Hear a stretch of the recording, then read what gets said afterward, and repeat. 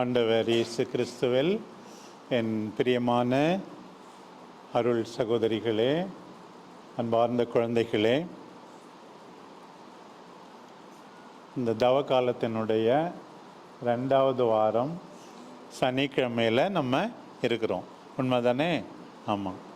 இந்த நாட்களில் நமக்கு மிக மிக அருமையான விவிலிய பகுதிகள் நமக்கு கொடுக்கப்பட்டிருக்கின்றன. முதல்ல இந்த தவ காலத்தில் நாம் எல்லாரும் மனம் மாற வேண்டும். ஆண்டவர் நம்முடைய பாவங்களை எல்லாம் மன்னிக்கிறவர் என்பது இன்றைய முதல் வாசகத்தில் மிக அழகாக சொல்லப்பட்டிருக்கிறது. பாருங்கள், உமக்கு நிகரான இறைவன் யார்? எஞ்சியிருப்போரின் குற்றத்தை பொறுத்து நீர் உமது உரிமை சொத்தில் எஞ்சியிருப்போரின் தீச்செயலை மன்னிக்கிறீர். நம்முடைய தீச்செயலெல்லாம் கடவுள் நிச்சயமாக மன்னிப்பார். உமக்கு நிகரானவர் யார்? அவர் தம் சினத்தில் என்றென்றும் நிலைத்திறார். ஏனெனில் அவர் பேரன்பு கூறுவதில் விருப்பமுடையவர். அவர் நம்மீது இரக்கம் காட்டுவார். நம் தீச்செயல்களை மிதித்து போடுவார். நம் பாவங்கள் அனைத்தையும் ஆழ்கடலில் எரிந்து விடுவார். பண்டைய நாளில் எங்கள் மூதாதையருக்கு நீர் ஆணையிட்டு கூறியது போல யாக்கோபுக்கு வாக்கு பிறழாமையையும் அபிரகாமுக்கு பேரன்பையும் காட்டி அருள்வீர். இன்னைக்கு அந்த பாப்பா வாசிச்சது இல்லையா, ரொம்ப அந்த அழகான பகுதியில் ஆண்டவர் நம்முடைய பாவங்கள் அனைத்தையும் மிதித்து போடுவார் என்று நமக்கு சொல்லப்பட்டிருக்கிறது. அதனால் நம்ம என்ன தப்பு செஞ்சாலும் நம்ம என்ன அதை பற்றி கவலைப்பட வேண்டாம். மனம் திருந்தி மனம் வருந்தி ஆண்டவரே என்னை மன்னியும்னு கேட்டால் இரக்கம் நிறைந்த ஆண்டவர் நம்மை மன்னிப்பார். ஆனால் நீங்கள் கூட வளரும்போது பின்னாட்களில் மனமொடிந்து விடாதீர்கள். ஆண்டவர் நிச்சயமாக உங்களை ஆசீர்வதிப்பார், மன்னிப்பார், மீண்டும் உங்களை ஏற்றுக்கொள்வார். அதே தான் இன்னைக்கு ஆண்டவர் சொன்ன நம்ம எல்லாருக்கும் மிகவும் பழக்கமான அந்த ஊதாரி மைந்தன் கதையில் நம்ம தெரிஞ்சுக்கிறோம். அவன் அப்பா விட்டு போனான், சொத்தெல்லாம் விற்று பாழாக்குனான், சாப்பாடு கிடைக்கல. அவனுக்கு என்ன வேலை கிடைச்சிது? பன்னி மேய்க்கிற வேலை. சாப்பாடு பத்தாதனால பன்னி சாப்பிட்ற தவிட்டு தான் அவன் சாப்பிட்டான். அறிவு தெளிஞ்சு எங்கள் அப்பா வீட்டில் வேலைக்காரங்க கூட நல்லா சாப்பிட்றாங்க, நானும் இப்படி செத்து போகிறேனே அப்படின்னு சொல்லி எழுந்து அப்பா கிட்ட போவேன், என்னை மீண்டும் ஏற்றுக்கொள்ளும்படி சொல்வேன் என்று எழுந்தான். இப்போ நமக்கு ஆண்டவர் சொல்லுகின்ற ஒரு அருமையான பாடம் இதுதான். அறிவு தெளிந்து எழ வேண்டும். தவறு செய்தால் அந்த தவற்றிலேயே நம்ம இருக்கக்கூடாது. ஆண்டவருக்காக நாம் எல்லாரும் மனம் மாற வேண்டும். இயேசுனுடைய போதனைகளில் ரொம்ப ரொம்ப எல்லாருக்கும் தெரிந்த அந்த கதை இந்த ஊதாரி பிள்ளையினுடைய கதை. இந்த தவ காலத்தில் இந்த பகுதி நமக்கு கொடுக்கப்பட்டிருக்கிறது என்றால் நம்ம மனம் மாறணும். தந்தையே என்னை மீண்டும் ஏற்றுக்கொள்ளும். நம்ம ஓரடி எடுத்து வச்சா அப்பா 1000 அடி எடுத்து வச்சு ஓடி நம்மை பார்த்து கொள்வார்கள். இதைத்தான் நாம் தெரிந்து கொள்கிறோம். எனவே அன்பார்ந்த பிள்ளைகளே, நீங்கள் வளரும்போது என்ன செய்யணும்? எப்போ தவறு சில நேரத்தில் மனித பலவீனத்தில் செஞ்சிடலாம். அதை உணர்ந்த உடனே என்னை மன்னிச்சிருங்கன்னு மற்றவங்ககிட்ட பெரியவங்ககிட்ட மன்னிப்பு கேட்கணும். எல்லாவற்றை விட அதிகமாக கடவுளிடம் ஆண்டவரே என்னை மன்னியும் என்று நாம் கேட்க வேண்டும். ஏனென்றால் இன்றைக்கு நாம் முதல் வாசகத்தில் மிக்கையா இறைவாக்குனரில் சொல்லப்பட்டிருப்பது போல உமக்கு நிகரான இறைவன் யார்? பாருங்கள், எங்கள் தீச்செயல்களை எல்லாம் நீர் மிதித்து போடுவீர், எல்லாவற்றையும் ஒன்றுமில்லாமல் பண்ணி நம்மை தூய்மையாக்குகிற அன்பு தெய்வம் நம்முடைய தெய்வம். பாருங்கள், இப்போ இதை விட முக்கியமாக இன்னொரு முக்கியமான பாடம் நம்ம எல்லாரும் கற்றுக்கணும். இயேசு எதுக்காக இந்த ஊதாரி பிள்ளை கதையை சொன்னார் அப்படின்னு கேட்டால், இயேசு வந்து எல்லாம் வந்து திட்டினாங்க. எதுக்குன்னா, நீ பாவிகள் கூடலாம் ஃப்ரெண்ட்ஸாக இருக்க, கெட்டவங்கெல்லாம் உன்னுடைய நண்பராக இருக்காங்க, இது சரியே இல்லை, அவங்க வீட்டுக்கு போகிற, அவங்க கூட சாப்பிட்ற, இதெல்லாம் சரியே கிடையாது அப்படின்னு சொன்னாங்க. அப்போ தான் வந்து இயேசு வந்து என்ன சொல்கிறாரு, என்ன தப்பு சொல்கிறீங்க இல்லையா, என்னுடைய வானக தந்தை எப்படிப்பட்டவர் நான் உங்களுக்கு சொல்கிறேன் பாரு, அவருடைய இதயத்தை படம் பிடித்து காட்டுகிறேன் பாரு அப்படின்னு சொல்லி தன்னுடைய நடத்தையை உண்மையாகவே நல்லது தான், சரியானது தான் என்று சொல்வதற்காகத்தான் ஆண்டவர் வந்து இந்த கதையை வந்து சொன்னார். இந்த இளைய மகன் என்ன சொல்கிறான், என் சொத்தை உடனே கொடு அப்படின்னு தானே சொல்கிறான். அவன் பங்கு பிரித்து கொடுத்த உடனே என்ன பண்ணுறான், விற்றுட்டு அவன் போயிடுறான். போய் இஷ்டப்படி செலவு பண்ணுறான், கண்ட பெண்களோட சுற்றுறான், எல்லாத்தையும் நாசமாக்குறான். இப்போ அவன் போன பிறகு அவங்க அப்பா வந்து எப்படி ஃபீல் பண்ணியிருப்பார்? சந்தோஷப்பட்டிருப்பாரா? சந்தோஷப்பட்டாரா படலையா? என்ன நினச்சிருப்பார்? டெய்லி ரொம்ப கஷ்டமாக இருக்கும். சத்தமாக சொல்லுங்க. ரொம்ப கஷ்டமாக இருக்கும். அழுதுருப்பாரா? நிச்சயமாக எத்தனையோ நாள் தூங்காமல் அழுதுருப்பார்.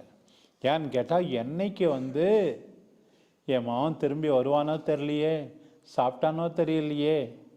அம்மாவை பற்றி சொல்லிடல, இந்த அப்பாவே தான் ஒரு விதத்தில் அம்மா மாதிரி அவனுக்காக ஏங்கிக்கிட்டே காத்துக்கிட்டே இருந்தார். நம்ம அழுதாருன்னு பைபிளில் எழுதியில்லை, ஆனால் அவன் வரும்போது எவ்வளோ சந்தோஷம் காட்டுறார், அதுலேருந்தே தெரியும் எவ்வளோ நாள் அழுதுருப்பார். இப்போ நமக்கு வந்து இன்னைக்கு ஆண்டவர் சொல்கிற செய்தி, நம்முடைய அன்பானவர்களுக்காக அந்த தந்தையை போல நாமும் அழ வேண்டும். நமக்கு பிடிச்சமான உங்களுக்கு உடம்பு சரியில்லைன்னா நீ சிரிச்சிட்டு இருப்பியா? சிரிக்க மாட்டோம், வருத்தப்படுவோம் தானே. நம்மளை பார்த்துக்கிற சிஸ்டருக்கு உடம்பு சரியில்லைன்னாக்கா நமக்கு எவ்வளோ வருத்தமாக இருக்கும், கஷ்டமாக தானே இருக்கும். அது மட்டும் இல்லை, கூட இருக்கிற பிள்ளைங்களுக்கு கூட ஏதாவது காரணம் கஷ்டப்பட்டால் நாமும் சேர்ந்து அவர்களோடு துன்புற வேண்டும், கண்ணீர் விட வேண்டும். அதுதான் முதல் பாடம். நம்முடைய ஆண்டவர் சொல்லுகின்றது, மற்றவருடைய வேதனையை கண்டு துன்பத்தை கண்டு உன் கண்ணில் தண்ணி வரலன்னா நீ மனுஷனே கிடையாது, மனுஷியே கிடையாது. கிரீவ், துன்புற வேண்டும். ஒரு காட்டில் ஒரு சிட்டுக்குருவி நல்லா அங்கே இருந்த பழத்தெல்லாம் சாப்பிட்டுக்கிட்டே இருந்துச்சான். ஒரு நாள் திடீர்னு அந்த காடு பற்றி எரிய ஆரம்பிச்சுதான். இதுக்கு வந்து எனக்கு வந்து உயிர் கொடுத்த, வாழ்வு கொடுத்த இந்த காடு பற்றி எரியுதுன்னு சொல்லிட்டு அந்த சிட்டுக்குருவி பறந்து போய் ஒரு ஆற்றுல ஒரு சொட்டு தண்ணி எடுத்துகிட்டு வந்து அந்த பற்றி எரியிற இடத்த நெருப்பு மேலே வந்து போட்டுதான். காட்டு தீயை வந்து இந்த ஒரு சொட்டு தண்ணி அணைக்க முடியுமா? முடியாது. சரி, திருப்பி ரெண்டாவது இடம் பறந்து போய் தன்னுடைய அலகில் இன்னொரு சொட்டு தண்ணி கொண்டாந்து போட்டுச்சு. அதே போல் காட்டிலேருந்து ஆற்றுக்கு, ஆற்றுலேருந்து காட்டுக்கு பறந்து பறந்து ஒரு சொட்டாக தண்ணி கொண்டாந்து போட்டுச்சான். ஆனால் டயர்டாயிட்டு கடைசியில் அந்த குருவியே செத்து போச்சு. காட்டுத்தீ அணைஞ்சதா அணையலையா அப்படின்றது முக்கியம் அல்ல. தனக்கு வாழ்வு கொடுத்த அந்த காடு பற்றி எறியும் போது தான் சும்மா இருக்க மாட்டேன், ஏதாவது செய்வேன் என்று நிரூபித்ததே அந்த குருவி. அதுதான் வந்து நமக்கு பெரிய பாடம். அதுபோல் நீங்களே வந்து கஷ்டப்படுறீங்க. நம்ம அமல அன்பு கரங்கள், நம்முடைய அருட்சகோதரிகள், அமலோற்ப மாதா சபை சகோதரிகள் நம்மளை வந்து பார்த்துக்கிறாங்க, பாசமாக இருக்கிறாங்க. நாம் வந்து எப்பொழுதும் மற்றவர்களுக்காக துன்புற வேண்டும். எனக்காக மற்றவர்கள் துன்புற்று இருக்கிறார்கள், எனவே நானும் மற்றவர்களுக்காக துன்புறுவேன் அப்படின்னு சொல்லி நீங்கள் எல்லாரும் வாழ்நாள்லாம் இந்த இரக்க குணத்தோடு இருக்கணும். யார் கஷ்டப்பட்டாலும், என்ன படிக்க வச்சாங்க, நான் இன்னைக்கு சம்பாதிக்கிறேன், நான் 4 பேரை படிக்க வைப்பேன் அப்படின்னு சொல்லி உதவி செய்யணும். புரியுதா? அதான் ஃபஸ்ட்டு. அந்த தந்தையிடமிருந்து நம்ம வந்து அதுதான் கற்றுக்குறோம். அந்த தந்தை அழுதார், பிரிந்த மகனுக்காக அழுதார், அவனை குறித்து கவலை கொண்டார். யாருக்கு என்ன இருந்தால் என்ன, அந்த பொண்ணு காலில் முள் குத்திச்சு, பரவாயில்ல ஜாலின்னு நம்ம சிரிச்சிட்டு இருக்க முடியுமா? இருக்க முடியாது. அது கை ஒடிஞ்சு போச்சு, அதுக்கு வயிற்று வலி, பரவாயில்லம்மா உனக்காக நான் உன் வேலையை நான் செய்கிறேம்மா அப்படின்னு சொன்னால் தான் நல்ல பிள்ளைங்க நீங்கள். புரியுதா? கஷ்டப்படுறவங்களுக்கெல்லாம் உதவி செய்யணும், இங்கே உதவி செய்ய ஆரம்பிக்கணும். ரெண்டாவது, அந்த இளைய மகன் திரும்பி வந்தவுடனே அவர் தந்தை மன்னிச்சாரா மன்னிக்கலையா? மன்னிச்சிட்டார். நம்ம அதே போல தான், நமக்கு எதிராக பேசியவர்கள், ஏதாவது செய்தவர்கள் எல்லாரையும் ஒவ்வொரு நாளும் மன்னிக்கணும். ஒவ்வொரு நாளும் நம்ம மன்னிக்கணும். மன்னிக்காவிட்டா என்ன சொல்லியிருக்கு? நம்ம ஜெபத்தை கடவுள் கேட்க மாட்டார். கர்த்தர் கற்பித்த ஜெபமே சொல்ல முடியாது. விண்ணுலகில் இருக்கிற எங்கள் தந்தைன்னு சொன்னால் சாமி நிறுத்துவார். எங்கள் தந்தையவா நீ மன்னிக்கலை, என்னுடைய தந்தையன்னு தான் நீ சொல்லணும். எங்களுக்கு தீமை செய்தவர்களை நாங்கள் மன்னிப்பது போல எங்கள் பாவங்களையும் மன்னியும். இன்னும் நீ தான் மன்னிக்கலையே, அப்புறம் எப்படி உன் பாவத்தை மன்னிக்க சொல்லன்னு சாமி நிறுத்துவார். நம்ம மன்னிக்கலைன்னா நிச்சயமாக நம்முடைய பாவங்களும் மன்னிக்கப்படாது, நம்ம மகிழ்ச்சியாக இருக்க முடியாது. இந்த தந்தை மன்னித்து ஏற்றுக்கிறார் பார். வேற ஒருத்தவனா இருந்தால் என்ன செஞ்சுருப்பாங்க? இப்படி தானே ஓடின, நீ உனக்கு வேணும்டா வந்தியான்னு சொல்லி குச்சை எடுத்து நல்லா அடின்னு அடிச்சிருப்பாங்க தானே. ஆனால் இந்த அப்பா அடிக்கலை. ரெண்டாவது, நம்ம எல்லாம் மன்னிக்கணும். இப்போ உங்களுக்கு அதிகமாக வருத்தம் இருக்காது. வளரும்போது அவங்க கெட்டது செஞ்சுட்டாங்க, அவங்க என்ன பேசிட்டாங்க, அது செய்யலை இது செய்யலைன்னு கோபம் வரும். எப்போ பார்த்தாலும் இன்றைக்கி நான் சொன்னதை மறக்காமல் வாழ்நாள்லாம் நம்ம மன்னிச்சிடணும். ஏன்னா சிலுவையில் தொங்கும்போதே ஆண்டவர் என்ன சொன்னார்? தந்தையே, இவர்கள் தாங்கள் செய்வது இன்னதென்று அறியாமல் செய்கிறார்கள், மன்னியும் சொன்னார். மூணாவது, இதுதான் ரொம்ப ரொம்ப முக்கியம். we should be generous. நம்ம தாராள குணம் உள்ளவர்களாக இருக்க வேண்டும். இந்த அப்பா அந்த மகன் வந்த உடனே தொலைஞ்சியா போ உன் அண்ணன் கூட வேலை செய் அப்படின்னு சொன்னாரா? அதான் சொல்கிறாங்க, அவனை இவரே எப்போ வருவான்னு காத்துக்கிட்டே இருந்தார்ல, போய் அவனை கட்டி தழுவும் போது ஐயோ இப்படி எலும்பாயிட்டானே. உடனே அவன் மூத்த மகன் வரணும்லாம் காத்து இல்லை, விருந்து கொண்டாடணும், நல்லா சாப்பிட்ணும் பார், நல்லா சாப்பிட்ணும் அப்படின்னு உடனே விருந்துக்கு ஏற்பாடு.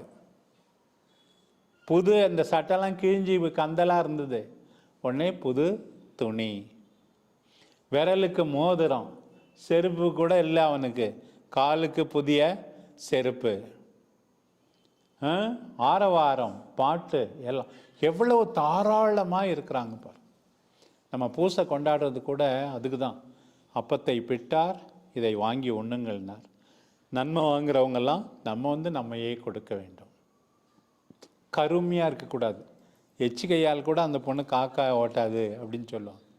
ஏன்னா அதில் ஒரு சோறு எங்கேயாவது போயிடும் அப்படின்னு சொல்லிட்டு அதையும் நம்ம சாப்பிட்லான்னு சொல்லிட்டு, அப்படிலாம் இல்லாமல் தாராளமாய் இருக்க வேண்டும். இன்னைக்கு ஆண்டவர் நம்ம எல்லாரையும் அழைக்கிறார். இதில் பாருங்கள், இப்படிலாம் இருந்தது யார்? அந்த தந்தை. தந்தை அழுதார், துன்புற்றார், தந்தை மன்னித்தார். மூணாவது, தந்தை தாராளமாய் இருந்தார். அந்த மூத்த மகன் அண்ணன் இது மூணையும் செஞ்சானா? செய்யலை. என் தந்தையை போல நான் இருக்கிறேன், என்னை போல நீங்கள் இருங்கள் அப்படின்னு சாமி நம்ம எல்லாருக்கும் சொல்கிறார். அதனால் இன்றைக்கி நான் சொன்ன செய்தியெல்லாம் மனசில் வச்சு வாழ்நாள்லாம் நம்ம வாழணும். நானும் வாழணும், நீங்களும் வாழணும். ஒன்று, நம்ம பாவிகள், எழுந்து தந்தையிடம் போவோம். ரெண்டாவது, துன்புறுகின்ற நம் சகோதர சகோதரிகளோடு சேர்ந்து அழுவோம், அவர்கள் கண்ணீரை துடைப்போம். மூணாவது, நாம் எல்லாரையும் மனமாற மன்னிச்சாதான் நம்ம நல்லா இருப்போம், நம்ம ஜெபம் கேட்கப்படும். நாலாவது, நம்மிடம் இருப்பதை, நம்முடைய நேரத்தை, பொருட்களை, திறமைகளை தாராளமாக தேவையில் இருப்பவர்களுக்கு கொடுப்போம். அதற்காக இத்திருப்பலி நமக்கு துணை புரிவதாக. ஆண்டவர் உங்கள் எல்லாரையும் ஆசீர்வதிப்பாராக. ஆமேன்.